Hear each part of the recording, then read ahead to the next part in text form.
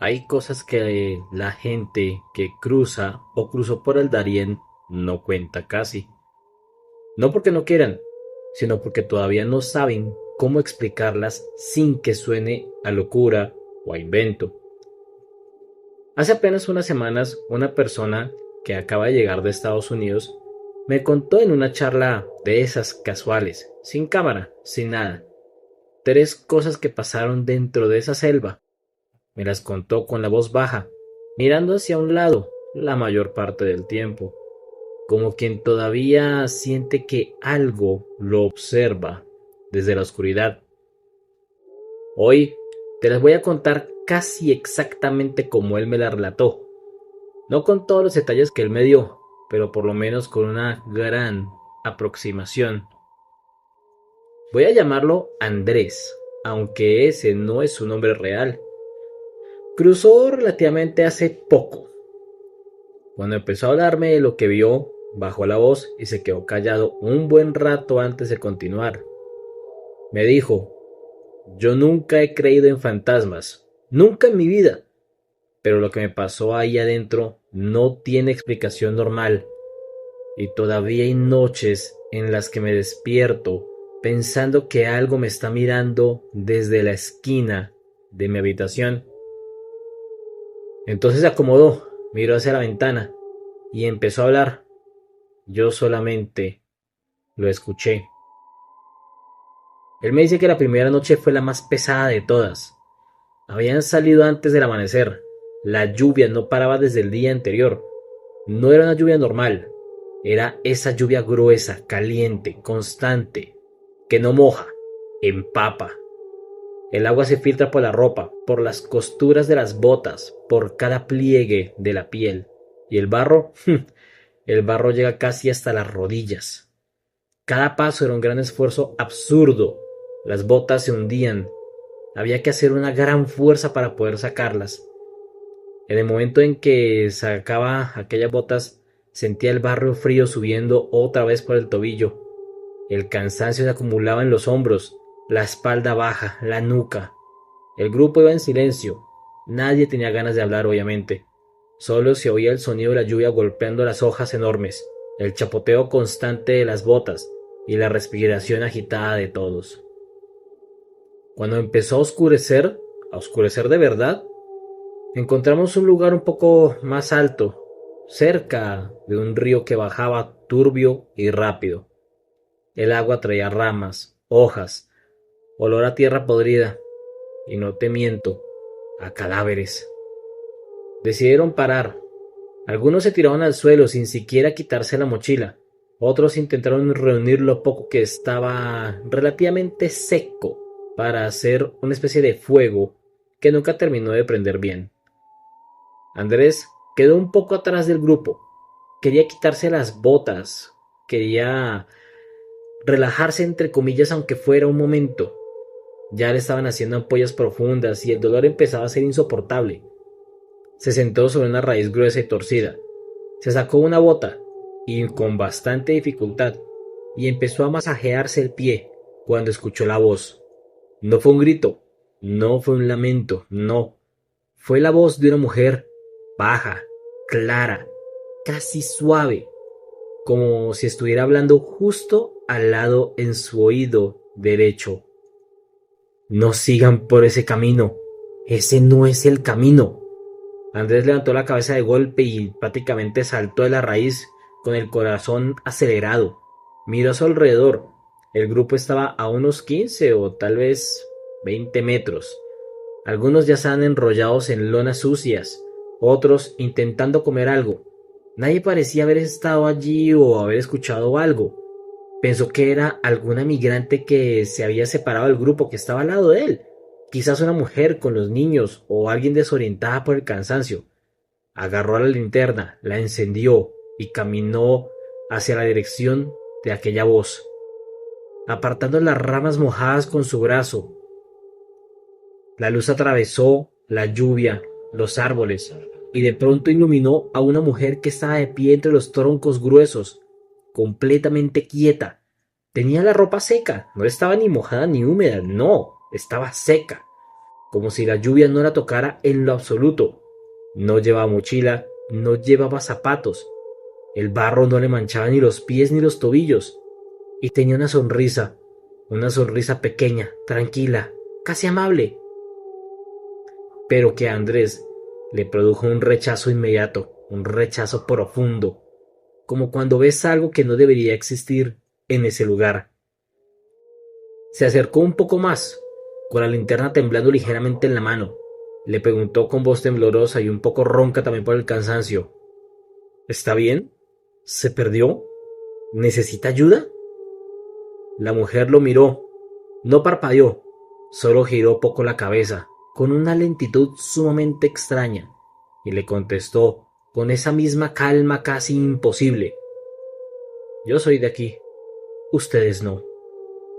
Después de eso se dio vuelta, no corrió, no caminó rápido, simplemente empezó a desplazarse hacia la espesura entre los árboles. Andrés levantó la linterna para seguirla, pero la luz ya no alcanzaba. Por más que apuntaba y avanzaba un par de pasos, ella se iba alejando más rápido. Y esto no es como una caminata. En cuestión de segundos, se perdió entre la vegetación y la misma lluvia, como si la selva se la hubiese tragado. Andrés se quedó un momento ahí, con la linterna, apuntando a la nada, sintiendo el agua corriendo por su cara, por su cuello. Después de eso regresó con el grupo, les contó lo que había visto. Algunos obviamente se rieron, pero era una risa nerviosa porque, a decir verdad, esa selva guarda tantas intrigas que nadie ríe por chiste, sino de nerviosismo. Algunos estaban diciendo que estaba alucinando por el cansancio, era una especie de tener un poco de tranquilidad. Otros se quedaron mirándolo simplemente en silencio. Uno de los que hacía guía, un hombre callado, de unos 40 años, que ya había cruzado esa ruta varias veces, lo miró de reojo y le dijo en voz muy baja, sin levantar casi la vista del suelo: Si te vuelve a hablar, no le contestes, no le digas nada, no la mires demasiado. Esa misma noche, 2 personas del grupo se perdieron. Según las personas, se habían alejado un poco para buscar agua potable, un poco más limpia, ya que la del río, como te acabo de decir, bajaban también cadáveres. Eso da más que pretexto para no tomar de esa agua. Y la verdad, nunca regresaron. Era precisamente como si la selva se los hubiese tragado. Lo buscaron casi 3 horas. Estuvieron gritando sus nombres entre la lluvia, hasta que sencillamente decidieron desistir. Algunos dijeron que los habían visto cerca del río, que estaban desorientados, que estaban temblando, pero esto no fue así. Algunos decían que habían visto a una mujer que les había mostrado un camino supuestamente más corto, un atajo, según ellos, que los había guiado con una voz muy suave, muy calmada. Cuando Andrés les preguntó que cómo era aquella mujer, las personas que miraron mientras buscaban a los desaparecidos se miraron entre ellos. No quisieron responder. Uno de ellos solo negó con la cabeza y se alejó. Durante el resto del viaje, Andrés sintió varias veces que alguien lo observaba desde el mismo lado por donde esta mujer había desaparecido, y se rumoreaba que los hombres también. Él no veía nada concreto, solo sentía una mirada de peso frío en la nuca, como si alguien estuviera justo detrás de los árboles, esperando. La segunda cosa le pasó al tercer día. El grupo llevaba ya demasiadas horas subiendo la pendiente. Era brutal, empinada, resbaladosa. La llamaban La Llorona, aunque nadie en el grupo sabía exactamente por qué le habían puesto ese nombre. El barro se había vuelto más traicionero. Cada paso costaba el doble de esfuerzo. El cansancio era tan profundo que la gente empezaba a caminar en automático, con la mirada fija en los talones del que iba delante, sin pensar casi. Casi no se hablaba, solo se oía la respiración pesada, el sonido constante de las botas hundidas y de vez en cuando alguien maldiciendo en voz baja cuando se resbalaba. Andrés iba más o menos a mitad del grupo. El hombre que caminaba justo delante de él se detuvo pronto y se quedó congelado, mirando hacia la izquierda entre los árboles. Andrés casi choca con su mochila. ¿Qué pasa?, le preguntó en voz baja. El hombre no contestó de inmediato. Solo señaló con la cabeza sin levantar el brazo, como si no quisiera hacer un movimiento demasiado grande. Andrés miró entre los árboles. A unos 15, tal vez 20 metros, tal vez un poco más, habían figuras altas, delgadas, parecían personas de pie. No llevaban linternas, no se movían, no hacían ningún ruido. Estaban simplemente ahí, quietas, como si estuvieran esperando algo o alguien. Alguien del grupo más atrás gritó con voz cansada: «¡Hey! ¿Están bien? ¿Necesitan ayuda?». Nadie respondió. Ninguna de las figuras se movió, ni tan siquiera un solo centímetro. Entonces, una de ellas dio un paso. No caminó como una persona normal. Se deslizó, según las palabras de Andrés, como si sus pies no tocaran el suelo, como si flotaran a centímetros del barro. El movimiento fue tan antinatural, tan silencioso, que a Andrés se le cortó la respiración por completo. En ese preciso momento sintió un frío absurdo, un frío que no tenía nada que ver con la lluvia ni con el viento, que a veces se colaba entre los árboles, un frío que le entró en el pecho, le bajó por la espalda y le llegó hasta los huesos, como si alguien le hubiera abierto la piel con un cuchillo frío y le hubiese puesto hielo adentro.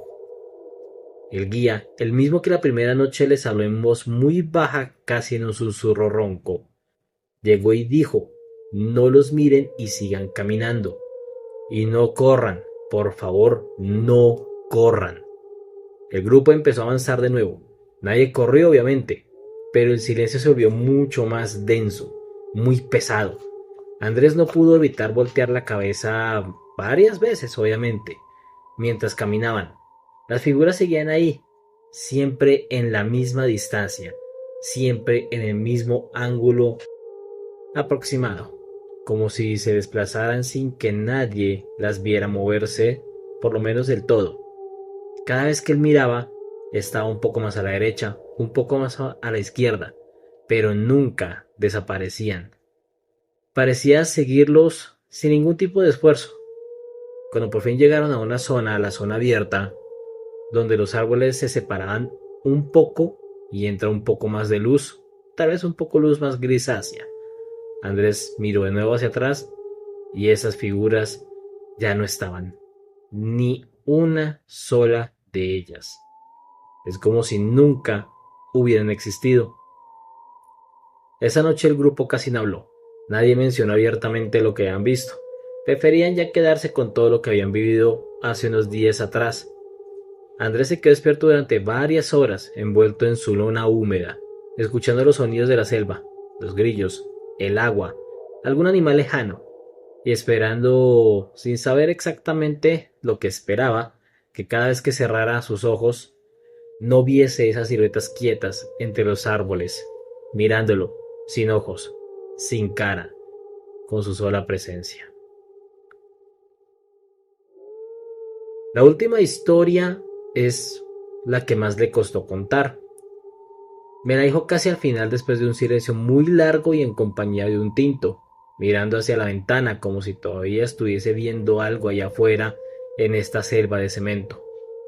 Fue cerca al final del trayecto, ya estaba más cerca del lado panameño. El camino se había vuelto mucho más estrecho y el río corría muy cerca, con un sonido constante y sordo que a veces parecía hablar. El grupo caminaba un poco más rápido con esperanza de que pronto esta tortura terminara del todo. Andrés iba un poco retrasado, cuidando de no resbalar con las raíces expuestas, cuando escuchó un llanto. No era el llanto de un niño, era un grito muy fuerte, era un llanto cansado, débil, intermitente, como alguien que lleva mucho rato llorando y ya la verdad no le quedan fuerzas. Venía de entre la vegetación densa, a la derecha del camino, a pocos metros. Ahí, nada más, cerquita. Varias personas se detuvieron, algunos empezaron a llamar con voz urgente. Niño, niño, ¿en dónde estás? Habla, di algo. El llanto continuó, igual de débil. Andrés sintió que el estómago se le cerraba. Se acercó con cuidado, apartó las hojas grandes y mojadas con la mano y entre la vegetación, sentado directamente en el barro, había un niño pequeño. Tenía la cabeza gacha, la ropa sucia y oscura. Parecía real, parecía un niño de verdad. Andrés se agachó un poco, apoyando una rodilla en el suelo húmedo, y habló con una voz más suave. Oye, ¿estás bien? ¿Dónde está tu mamá? ¿Estás solo? El niño levantó la cara. Andrés me dijo en ese momento que sintió que el aire se le salía completamente del cuerpo. Los ojos del niño estaban abiertos, pero vacíos. No había expresión, no había miedo, no había llanto, no había sorpresa, no había nada. Solo dos ojos abiertos que no miraban realmente, sino que era algo totalmente inhumano. Y la boca se le movía lentamente como si estuviese hablando o llorando, sollozando, pero no salía ningún sonido de ella. El llanto no se escuchaba, no venía desde esa boca, venía de otro lado. De pronto el llanto dejó de escucharse desde aquella dirección del niño y empezó a escucharse desde más atrás, desde varios puntos a la vez, como si hubieran varios niños llorando y en distintas direcciones dentro de la selva, a diferentes distancias. El guía gritó, esta vez sí no susurró, gritó con una urgencia, con un real miedo, un miedo que Andrés nunca había escuchado en una voz. Cualquiera, no tenía que ser específicamente la de él. No se acerquen, eso no es un niño, sigan caminando ya mismo y no miren atrás. Andrés retrocedió de golpe, casi cayéndose hacia atrás. Cuando miró de nuevo hacia donde estaba aquella figura, ya no había nada. Solo había un poco de barro removido y unas cuantas hojas. Y es como si algo hubiese estado allí, pero a la vez no por la forma en cómo estaba el barro removido. Esa noche el grupo estuvo más callado que nunca. Varios dijeron haber escuchado el mismo llanto a lo lejos, y esto ocurrió horas después, cuando ya habían avanzado bastante. Algunos aseguraban que venía de la dirección contraria a la que iban, como si algo estuviera caminando en sentido opuesto, buscando algo o a alguien. Andrés me confesó que desde ese día cada vez que escucha a un niño llorar en la calle, o en una casa, o incluso en un video, se le eriza la piel y tiene que alejarse o cambiar de lugar. Cuando Andrés terminó de contarme todo esto, él, la verdad, debo decirlo, se quedó callado un buen rato. Se pasó la mano por la cara. Él respiró hondo y él me dijo, vea Chino, yo no sé qué es lo que hay ahí adentro, pero no es solo selva. Hay algo que camina con la gente y a veces camina en contra. Hasta hoy me dice que hay noches en que todavía se siente ese mismo frío, el mismo que sintió cuando vio varias figuras quietas entre los árboles, que de vez en cuando sueña con la mujer que sonreía con la ropa completamente seca bajo la lluvia, y que aún puede ver los ojos vacíos de ese niño que no lloraba con su propia boca. Aquí te voy a hacer una pregunta. ¿Tú crees que solo era cansancio extremo, o miedo, o tal vez deshidratación? ¿O realmente hay algo en la selva del Darién que no debería existir? Si alguien cercano te ha contado algo parecido, o tal vez tú mismo cruzaste, viste o escuchaste algo que no puedes explicar, déjalo en la caja de los comentarios. La verdad estaré pendiente de leerlos todos. Y si quieres que más historias de este tipo, de lugares que no perdonan, de cosas que caminan cuando nadie está mirando, suscríbete a mi canal y activa la campanita. Nos vemos en el siguiente video. Y solamente quiero decirte y espero que en la incomodidad de la noche este audio te provoque dulces pesadillas.